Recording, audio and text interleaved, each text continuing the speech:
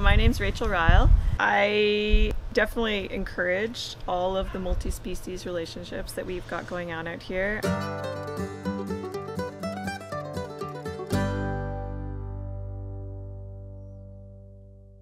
I run River and Sea Flowers, which is a flower farm. We're on Westham Island in Delta, and we grow hundreds of different kinds of cut flowers, and they're all certified organic.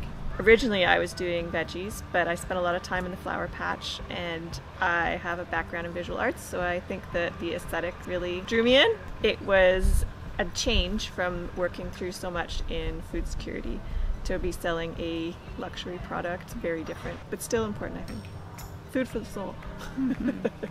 The farm is kind of an edge between an organized human world and the wild multi-species that exist here. It's trying to create some order out of the natural world while working with it, because it's a big web of different creatures out here. We've got to respect their system and work within their boundaries. And if you go too far into organizing it, you get a bit of chaos, and you can also let too much chaos in from the natural world so that you're not able to produce useful products off the farm. I think that as a cut flower grower, while we might not be eating organic flowers, they do support a lot of pollinators and all kinds of wildlife in an industry where a lot of cut flowers are imported from overseas with significant carbon footprints and chemical use. That local organic flowers can make a big difference.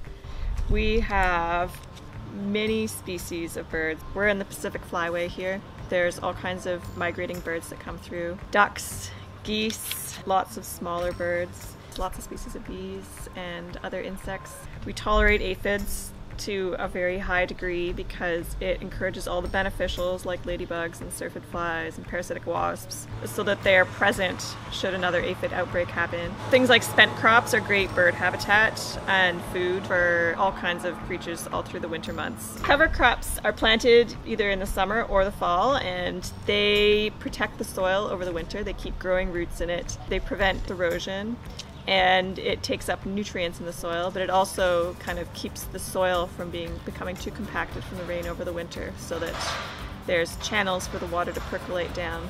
And it also provides a bit of habitat for all kinds of stuff through the winter especially, and pollinators for lots of crops, lots of the cover crops we grow in the summer as well. We have some grassland set aside, so that's long-term habitat for all kinds of creatures. I'm sure we have things that I don't even know going on back there. Fairly wild and just left to itself.